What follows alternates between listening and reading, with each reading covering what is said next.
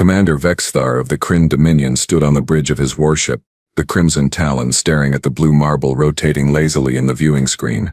His mandibles clicked together in what passed for amusement among his species. "This?" he asked, gesturing at Earth with one of his 4 muscular arms. "This is the planet that requested an alliance?" His second-in-command, Lieutenant Cora, consulted her datapad, her scales rippling with barely contained laughter. "Affirmative, Commander. The humans, they claim to have, and I quote, valuable military expertise to offer." The entire bridge crew erupted in what could only be described as the Kryn equivalent of hysterical cackling. It sounded like metal scraping against metal, harsh and grating. Vexthar wiped a tear duct with one of his secondary hands. Oh, this was rich. The humans, those soft pink bipedal creatures who had barely mastered faster-than-light travel, thought they had something to teach the Kryn. The Kryn, who had conquered 14 star systems. The Kryn, whose warriors were legendary across 3 galactic quadrants. "Tell me, Cora," Vexthar said, still chuckling. "What is the gravity reading on that pathetic little world?" Cora's eyes widened as she checked her instruments. "Sir, it reads 9.8 meters per second squared." Silence fell across the bridge like a blanket of disbelief. "Say that again," Vexthar demanded. 9.8, sir. That is almost double our homeworld's gravity." More silence. Then someone in the back started giggling nervously. Then another. Soon the entire bridge was howling with laughter again, this time even louder than before. "They live in that?" Tactical Officer Bryn wheezed, clutching his console for support. "How do they even stand upright?" "Maybe that explains why they are so short," Cora suggested, her voice dripping with sarcasm. "The gravity squashed them down like insects under a boot." Vexthar grinned, showing rows of sharp teeth. "Well, we cannot refuse their invitation now, can we? I am absolutely dying to see these so-called warriors who crawl around in twice our gravity like it is nothing special. This will be the entertainment of the cycle." The Crimson Talon descended through Earth's atmosphere 3 standard hours later. Vexthar had assembled his finest honor guard, 20 of the most decorated warriors in the fleet, each standing over 7 feet tall in their armor, each a veteran of countless battles. As the ship's landing gear extended, Vexthar felt it. The weight. The horrible, crushing, suffocating weight. Is our artificial gravity malfunctioning?" he gasped, gripping the armrest of his command chair. "Negative, sir," Cora replied, though her voice sounded strained. "We have transitioned to local gravity. This is normal for Earth." "Normal? Normal?" Vexthar tried to stand and nearly collapsed back into his seat. His legs, which had carried him through 3 decades of warfare, suddenly felt like they were made of overcooked noodles. Every movement required conscious effort. Every breath seemed to demand twice the usual energy. "Commander," said one of his honor guard, a massive warrior named Throck, who had personally defeated an entire platoon of Skeller shock troops single-handedly. "I do not feel well." Throck's face had turned an unhealthy shade of purple. "Pull yourself together," Vexthar snapped, though he felt equally terrible. "We are Kryn warriors. We do not show weakness before inferior species." The loading ramp descended with a hydraulic hiss, revealing a landing pad in what the humans called Washington, D.C. A delegation of humans waited at the bottom, looking ridiculously small and fragile in their formal military uniforms. Vexthar took a deep breath, squared his shoulders, and stepped forward. The moment his boot hit the ramp, his knee buckled slightly. He caught himself, pride burning in his chest. He would not stumble in front of these primitives. Each step down the ramp felt like wading through concrete. His armor, which weighed approximately 40 pounds on his homeworld, now felt like someone had strapped an entire storage unit to his back. Sweat began to bead on his scaled skin. Behind him he heard a thump. He did not need to turn around to know that one of his honor guard had face-planted onto the ramp. "Get up, you disgrace," he hissed over his shoulder. At the bottom of the ramp stood a human female with short brown hair and more medals on her chest than Vexthar had ever seen on any being. She smiled warmly, extending her hand. "Commander Vexthar, I presume? I am General Rebecca Martinez, United Earth Defense Force. Welcome to Earth." Vexthar stared at her hand, then at her face. She was not even breathing hard. She stood there in full military dress, looking fresh as if she had just woken from a nap. While he felt like he had been running marathons for 6 hours straight, he reached out to shake her hand and was horrified when his arm trembled with the effort of extending it. Her grip was firm. Disturbingly firm. "We are honored," he managed to say, trying not to pant like a dying animal. The honor is ours, General Martinez replied, her eyes twinkling with something that looked suspiciously like amusement. I understand you are interested in observing our military training protocols. Yes. Vexit said, drawing himself up to his full height. Or trying to. He only made it about 3/4 of the way before the strain became too much. We are curious about your methods. Excellent. We have prepared a demonstration. If you and your honor guard would follow me. Follow her? She expected them to walk. General Martinez turned and began striding across the landing pad at a brisk pace. Vexstar forced his legs to move, each step feeling like he was trying to pull his boots out of thick mud. Behind him, his honor guard stumbled along like drunken recruits, after their first taste of fermented claxberry juice. The human soldiers standing at attention around the perimeter maintained perfect discipline, but Vexar could see it in their eyes. They were laughing at him. At all of, is the gravity perhaps elevated today? He asked General Martinez, hating how weak the question sounded. Nope. This is standard, she replied cheerfully. 1G, same as always. Although I hear it is raining in Seattle, so the barometric pressure is a bit different there. 1G. They had a casual nickname for this torture. They entered a massive building that the humans called the Pentagon, which Vexer had to admit was an impressive structure. Getting up the stairs to the entrance nearly killed him. By the time they reached the briefing room, Throg had turned from purple to a disturbing shade of green. Please have a seat. General Martinez gestured to chairs that looked far too small and delicate for Krynan physiology. Vexar practically collapsed into his chair, trying to make it look intentional. His honor guard did the same, and he heard several concerning creaking sounds from the furniture. A human male in uniform stepped forward. He was tall for a human, maybe 6 feet, with gray hair and a scar across his left cheek. I am Colonel James Harper, Special Forces. I will be conducting today's briefing on Earth infantry tactics. Special Forces? Cora asked, her translator struggling with the term. Elite soldiers, Harper clarified. Our best of the best, Vexers almost laughed. Their best. He had seen the humans' physiology reports. No natural armor plating. No redundant organs. No enhanced skeletal structure. Soft skin that could be pierced by the most basic projectiles. They were walking targets. Harper activated a holographic display. We understand the Kryn military doctrine relies heavily on overwhelming force and superior physical strength. Correct, Vexstar said, feeling slightly less miserable now that he was sitting down. We are the finest warriors in the known galaxy. Our strength is unmatched. Interesting, Harper said, and that same amused glint appeared in his eyes that Vexstar had seen in General Martinez's. Tell me, Commander, what is your standard military fitness requirement? Vexstar sat up straighter, pride warming his chest.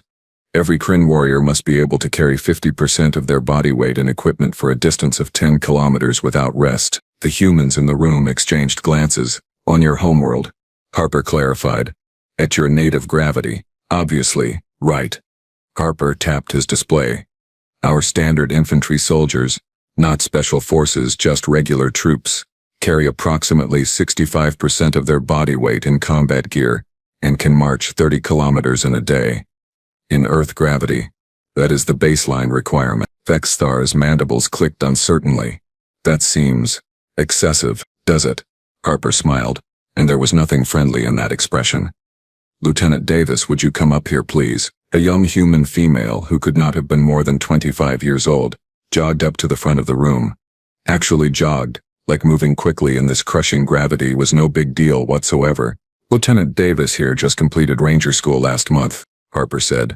Davis, tell our guests about the 12-mile ruck march. Davis grinned. Yes, sir. It is a timed march carrying a minimum of 45 pounds of gear plus weapon, water, and ammunition. Must be completed in under 3 hours. Vexidar did the math in his head. 12 miles in 3 hours with that much weight. In this gravity? Impossible. I do not believe you, he said flatly. The room went very quiet. General Martinez leaned forward, her smile never wavering. Commander Vexstar, are you calling Lieutenant Davis a liar? Vexthir realized he had made a tactical error. I simply mean that such a feat seems improbable. Would you like a demonstration? Martinez asked. Before Vexstar could respond, Harper was already speaking into his communicator. Bring up Bravo Company, full combat load, standard PT gear. That will not be necessary, Vexstar started to say, but Martinez held up a hand. Oh, I insist. You have come all this way. We should give you a proper show. 20 minutes later, Vexar and his increasingly miserable honor guard stood on the edge of a massive training field. Well, the honor guard stood. Vexar was leaning heavily against a railing, trying to make it look casual. Throk had already vomited twice. Quietly behind a convenient wall, but still. The shame of Bravo Company. Ready for inspection, sir, a human sergeant barked. Vexar looked at the assembled humans. There were maybe 200 of them, all standing at rigid attention, each wearing what looked like extremely heavy packs and carrying weapons. They were not even swaying. These soldiers will now complete a standard 10-kilometer training run, Harper announced. In formation. Singing cadence. Singing? Cora croaked from somewhere behind Vexar. She sounded like she was dying. It is a morale thing, Martinez explained. Helps keep the pace. The sergeant shouted a command, and the entire company began to move. Not walk, not jog, run. And they were singing. The words were aggressive and somewhat crude, something about wanting to go to war and enjoying violence, but they sang it with enthusiasm and perfect rhythm while their boots hammered the ground in unison. Vexar watched them disappear around a bend in the track, their singing fading into the distance but still audible. His mouth hung open. They will complete the circuit in approximately 45 minutes, Harper said, conversationally. Would you like to wait here, or would you prefer to return inside where it is cooler? Inside, Vexator said immediately, all pretense of dignity abandoned. Definitely Getting back to the building was a nightmare. Vexator's legs kept trying to give out, and he had to stop 3 times to catch his breath. His honor guard was in even worse shape. 2 of them had to be half carried by their companions, and Thruk looked like he might die at any moment. The human soldiers they passed did not even try to hide their grins. Back in the briefing room, General Martinez had refreshments waiting.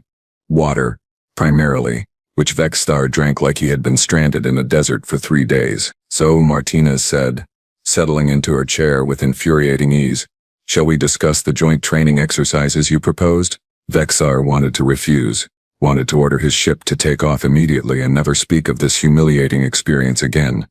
But he was the commander of the Kryn Dominion's 7th Fleet. He had his pride, or at least, he had had his pride. At this point he would have traded all of it for 5 minutes in normal gravity. Perhaps, he said carefully, we should reconsider the nature of our military cooperation. Oh, Martinez raised an eyebrow. How so? It occurs to me that the Kryn might benefit from understanding how humans have adapted to their unique environmental circumstances. You mean learning how to fight in high gravity, Harper translated bluntly. Vexar's scales flushed with embarrassment. In essence, yes. Martinez and Harper exchanged looks. We would be happy to train some of your soldiers, Martinez said finally. But I feel obligated to warn you, Commander. Our basic training program is 12 weeks long. It is designed for humans who have spent their entire lives in Earth gravity. For someone not adapted to our conditions. She trailed off, letting the implication hang in the air. We are Kryn warriors, Vexa said, though his voice lacked its usual conviction. We can endure anything. Martinez hummed, looking profoundly skeptical. Tell you what, why don't we start with a simple field test? Tomorrow morning, 0600 hours, we have new recruits doing their first PT session. Physical training, she clarified, seeing his confused expression. Just basic exercises, push-ups, sit-ups, running, nothing too intense. You and your honor guard can observe. Maybe participate if you are feeling up to it. It was a challenge. A blatant, undisguised challenge. Vexter should have declined. Should have made excuses. Should have gotten back on his ship and pretended this entire disaster had never happened. Instead, his pride reared its stupid head and he heard himself saying, "We accept." Martinez's smile was downright predatory. "Excellent. We will have quarters prepared for you and your team. I am sure you will want to rest up. Tomorrow might be strenuous." That evening in the quarters the humans had provided, which were comfortable but far too heavy with gravity, Vexar lay on a bed that felt like a slab of stone and stared at the ceiling. Every muscle in his body ached. His joints felt like they had been filled with gravel. He had commanded fleets, led armies, stared down death itself without flinching, and a simple walk across a landing pad had nearly destroyed him. Kara knocked on his door, then entered without waiting for permission. She looked as bad as he felt. "Sir," she said quietly, "the crew is struggling. Morale is low. Several are questioning whether we should continue this visit. We cannot back down now," Vextar said, though part of him desperately wanted to. "The Kryn do not retreat in the face of challenges." "This is not a challenge, sir. This is torture. Their planet is trying to kill us, and yet they live here. All of them. Their children grow up in this crushing nightmare and they call it normal. Cora was silent for a moment. What if they are right about us, sir? What if we are not as strong as we think? We are strong, Vexthar insisted. On our terms, in our element, we are unstoppable. But here, he sighed, his pride finally giving way to honesty. Here, we are hopelessly outmatched. So what do we do? Vexthar sat up slowly, every movement and exercise in agony. Tomorrow we survive their training session. Then we figure out how the humans became so impossibly resilient. And then, Lieutenant Cora, we steal their secrets and use them to make ourselves stronger. Cora's eyes widened. Sir, that sounds like we are going to become students instead of teachers? Vexthar finished. Yes, it does, because that is exactly what we need to be. Pride is useless if you are dead. The humans have something we lack, and I intend to learn what it is even if it kills me. Which, he reflected glumly as he tried to find a comfortable position on the horrible earth bed, it very well might. Vexthar did not sleep well. How could anyone sleep when their own skeleton felt like it was trying to escape their body through sheer weight? He lay awake most of the night listening to the sounds of Earth. Traffic humming in the distance. Aircraft passing overhead. The wheeze of Throck vomiting again in the next room. At 0500 hours his communicator chirped. A human voice far too cheerful for such an ungodly hour announced that breakfast was being served in the dining facility. Breakfast. The thought of food made Vexthar's stomach turn, but he forced himself upright. A warrior did not skip meals even when every cell in his body was screaming for mercy. Getting dressed took 20 minutes instead of his usual 5. His armor felt like it weighed 300 pounds. He briefly considered leaving it off, but the thought of appearing before the humans in just his undergarments was too humiliating to contemplate. The dining facility was naturally down 2 flights of stairs. Vexthar descended those stairs one agonizing step at a time, gripping the railing like it was the only thing keeping him from tumbling into the abyss. Human soldiers passed him going both directions, bounding up and down with ease, some of them carrying trays of food, others engaged in animated conversations. Not one of them looked winded. In the cafeteria, his honor guard had assembled at a long table, looking like survivors of a particularly brutal battle. Throck's face was now a pale yellow color. Coria was massaging her legs with a pained expression. Several others just stared blankly at the walls, their eyes hollow with suffering. Eat, Vexthar commanded, settling into a chair with a grunt. You will need the energy. A human staff member approached with a tray of food. Eggs, some kind of meat, bread, fruit, and a brown liquid in a cup that smelled bitter and strong. That is coffee, the staff member explained, seeing Vexthar's suspicious expression. It helps. Trust me. You are going to need it. Vexthar poured a cautious sip and immediately regretted it. The liquid was scalding hot and tasted like dirt mixed with engine oil. But underneath the horrible flavor he felt something. A slight kick of energy. An awakening of his exhausted system. He drank the entire cup in 4 large gulps, ignoring the burning sensation down his throat. Another, he said, holding out the empty cup. The staff member grinned. Now you are getting it. General Martinez appeared at precisely 0545, looking annoyingly refreshed in her PT uniform, which consisted of a gray shirt, black shorts and running shoes. No armor, no protective gear, just fabric and determination. Good morning, Commander, she said brightly. I hope you slept well. Vexthar lied. Quite well, thank you. Excellent. The recruits are gathering at the training field now. We should head over. She glanced at his honor guard, her expression turning slightly concerned. Are all of your people planning to participate? Throck made a sound somewhere between a groan and a death rattle. Perhaps, Vexthar said carefully. Some will observe rather than participate directly. Wise choice, Martinez agreed. No shame in knowing your limits. They walked to the training field and Vexthar tried very hard not to show how much the simple act of walking was destroying him. His legs had moved past pain into a numb, trembling state that suggested they might simply stop working at any moment. The training field was already filled with human recruits. Young ones, mostly, fresh-faced and nervous-looking. They stood in loose formation, stretching and chatting quietly amongst themselves. A human with an incredibly loud voice and a physique that suggested he had been carved from granite stood at the front. His PT uniform bore the rank insignia of a drill sergeant. Listen up, the drill sergeant bellowed, and every recruit immediately snapped to attention. Today we have special guest from the Kryn Dominion observing our training. Some of them may be joining us for PT. I expect you to maintain proper discipline and show our visitors what Earth soldiers are made of. Is that clear? Yes, Drill Sergeant. 200 voices shouted in unison. The sergeant grinned, and it was not a nice grin. Outstanding. We will begin with a light warm-up. 2-mile run. Formation. Move out. Light warm-up. 2 mile. The recruits began to run, their feet hitting the ground in synchronized rhythm. They were singing again something about the army and airplanes, and jumping out of perfectly good aircraft. Feel free to join them, Martinez said to Vexthar. Or you can wait here and watch. Every instinct Vexthar possessed told him to watch, to observe from a safe distance, to preserve what little dignity he had left. Instead, his stupid, prideful mouth said, "I will participate." Martinez's eyebrows shot up. "Commander, I really do not think that is." "I will participate," Vexthar repeated, more firmly this time. Cora grabbed his arm. "Sir, this is suicide." "Then I will die with honor," Vexthar said, shaking her off. He looked at his honor guard, all 20 of them in various states of physical misery. "Who stands with me?" Silence. Blessed, sensible silence. Then Throck stood up, swaying slightly. "I do, Commander." One by one, 5 more of his warriors stood. Not all 20, but 6 total, including himself. "It would have to be enough," Martinez sighed.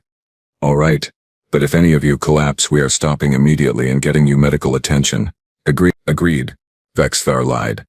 He had no intention of stopping for anything short of actual death. They joined the back of the formation, and Vexthar immediately realized he had made a catastrophic error in judgment. The humans were not running fast by their standards, probably a gentle pace to accommodate the new recruits. But for Vexthar it felt like sprinting up a mountain while wearing an anvil. His hearts, both of them, started hammering in his chest within 30 seconds. His breath came in ragged gasps. His legs screamed in protest with every step. Around him, the young human recruits ran easily, still singing their violent songs, barely breaking a sweat. Beside him, Throk was making sounds that Vexthar had only ever heard from dying animals. One lap around the track, then another. The humans kept going, their formation perfect, their voices strong. Vexthar's vision started to narrow. Tunnel vision, a symptom of oxygen deprivation. He forced himself to keep moving, to keep putting one foot in front of the other, even though every muscle fiber was tearing itself apart in protest. He made it 1 full mile before his legs simply stopped obeying commands. He did not fall, exactly. It was more like a controlled collapse, where he sort of folded onto the ground in what might charitably be called a sitting position if you squinted, and had a generous definition of sitting. Thrall crashed down beside him a moment later, followed by 3 of the other Kryn warriors. Only 2 of his honor guard were still moving, and they looked like they were running on pure spite at this point. A medic vehicle pulled up within seconds. Human medical personnel jumped out, looking concerned and professional. "I am fine," Vexthar gasped, waving them away. "Just need a moment." "Sir, your heart rate is dangerously elevated," one of the medics said, holding some kind of scanning device. "We need to get you cooled down and hydrated." Vexthar wanted to argue, wanted to insist on his strength and capability, but he could not seem to form words anymore. His mouth just opened and closed like a suffocating fish. They loaded him onto a stretcher. A stretcher. The humiliation was complete. From his horizontal position, Vexthar watched the human recruits complete their 2-mile run. All of them finished. Every single one. The slowest recruit crossed the finish line looking tired but functional, nowhere near the state of complete physical breakdown that Vexthar was experiencing. General Martinez appeared beside the stretcher as they were loading him into the medical vehicle. "Commander, I tried to warn you," she said, and there was genuine sympathy in her voice now, though also a hint of vindication. "Earth gravity is not something you can just tough your way through. It takes years of adaptation." "How?" Vexthar croaked. "How do you live like this?" Martinez smiled. "We do not know any different. This is normal for us. We are born into it. We grow up in it. Our bodies develop to handle it. But more than that." She leaned closer. "We train, constantly, relentlessly. From the time we are children we are running, jumping, climbing, fighting against our own planet's attempt to pull us down. It makes us strong. It makes us resilient." "Your world," Vexan managed to say, "is a forge." "Exactly," Martinez agreed. "And every human is a blade that has been hammered on that forge since birth." "You want to know our secret, Commander?" "There is no secret. Just endless, brutal, punishing work against an opponent that never sleeps and never stops trying to drag you down. She straightened up. Get some rest. When you are recovered, we can discuss what kind of training program might work for your people.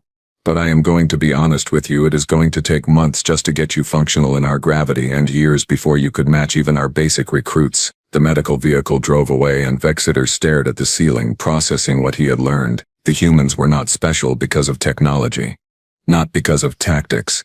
Not because of some genetic advantage. They were special because their entire existence was warfare against their own planet. And they had been winning that war for their entire evolutionary history. 3 days later, Vextar sat in a conference room with General Martinez, Colonel Harper and several other high-ranking human military officials. His honor guard had been sent back to the ship, where they could recover in the blessed relief of reduced gravity. Only Cora remained with him and she looked almost as bad as he felt. Let me be clear, Vextar said, his pride finally and completely set aside. The Kren Dominion would like to establish a formal military training exchange program with Earth. We are listening, Martinez said. We will send small groups of our warriors here for extended training periods. In exchange, we offer access to our technology, our shipyards, and our tactical databases. Harper leaned forward. Why? You came here thinking you were the superior force. What changed? Vexter laughed, a bitter sound. What changed, Colonel, is that I watched your children run farther and faster than my best warriors could manage. What changed is that I realized we have been the strongest species we ever encountered, and that made us complacent. Weak even, in our own way. He stood up slowly, his legs still protesting. The Kren have conquered 14 systems, but in every one of those systems, we were the strongest. We never had to adapt, never had to overcome. We just crushed everything in our path. Vexaver walked to the window, looking out at human soldiers training in the distance. Then we came here, and your gravity alone defeated us before we even understood we were in a fight. That is a lesson we cannot afford to ignore. If we ever encounter a species that is stronger than us, we will need to know how to win through determination and adaptation rather than just raw power. And you think we can teach you that? Martinez asked. I think, Vexar said carefully, that any species that looks at a planet actively trying to crush them and decides to not just survive but thrive, to build civilizations and armies and reach for the stars despite that handicap, has something to teach everyone else. Martinez and Harper exchanged glances again. We will need to discuss this with our superiors, Martinez said finally. But speaking personally, I think this could be the beginning of a very beneficial partnership. One condition, Vexether added. When news of this gets out, when other species learn that the mighty Kren came to Earth and were humbled by a simple jog, I would appreciate it if you did not laugh too hard. Harper grinned. No promises, Commander. 6 months later, the first class of Kren warriors arrived on Earth for basic training. 20 volunteers, all young and eager to prove themselves. Vexether and Kare watched from the observation deck as the new arrivals experienced their first contact with Earth gravity. The stumbling, the confusion, the dawning horror as they realized what they had signed up for. I almost feel bad for them, Cora said. Do not, Vexthar replied. This is exactly what they need. What we all need. The human drill sergeant who would be training them, a terrifying woman named Instructor Park, stepped forward and began addressing the recruits in accented but clear Kren. Listen up, you soft-scaled space lizards, she bellowed. For the next 12 weeks I own you. You will eat when I say eat. Sleep when I say sleep. And run until I get tired of watching you run. By the time I am done with you, you will be able to do 100 push-ups in Earth gravity without breaking a sweat. Or you will die trying. Possibly both. Do you understand me? The Kren recruits tried to respond, but most of them were too busy trying to stay upright to manage coherent speech. Park grinned. Outstanding. Drop and give me 20. And yes, I mean right now. Vexar watched his people struggle to complete even a single push-up and felt a strange mixture of sympathy and satisfaction. How long before you think the first one quits? Cora asked. 3 days. Vexar predicted. Maybe 4 if they are particularly stubborn. I give them 2, Cora countered. They were both wrong. The first recruit quit after 8 hours, crying and begging to be sent home, but the other 19 stayed, and over the following weeks Vexar watched them transform. It was brutal. It was painful. There were injuries, setbacks, moments where it seemed impossible that they would ever adapt, but slowly, gradually, the Kren warriors began to change. Their movements became more efficient. Their endurance increased. They stopped collapsing after a single lap and started managing 2, then 3, then 5. By week 12 they could complete a full PT session alongside human recruits without dying. By month 6 the first Kryn warrior successfully completed the full basic training program, matching human standards in every category. Her name was Shara, and when she crossed that final finish line on the obstacle course, completing it in the required time, both humans and Kryn erupted in cheers. Vex'star found himself standing and applauding, his heart swelling with pride. Not the old pride, the arrogant certainty of superiority, but something new, earned pride. The pride of watching someone overcome impossible odds through sheer determination. General Martinez stood beside him, also clapping. Your people are tougher than you gave them credit for, she said. Perhaps, Vex'star agreed. Or perhaps your people showed them how to be tough. Either way, the Kryn are in your debt, General. No debt, Martinez said, shaking her head. Partners do not keep score. Besides, your engineers have already helped us improve our ship designs by 30%. I would call that even. Over the following years, the Human-Kryn alliance grew stronger. More warriors came for training. Human advisors traveled to Kryn worlds to help redesign their military programs. Technologies were shared, tactics were refined, and when the Skeller Empire, ancient enemies of the Kryn, launched a surprise attack on a border colony, they discovered something unexpected. The Kryn soldiers defending that colony had trained on Earth. They did not break when the overwhelming Skeller forces arrived. They did not rely solely on strength. They adapted, they endured, they used the terrain, they fought smart instead of just fighting hard, and they won. The Battle of Outpost 7 became legendary across the galaxy.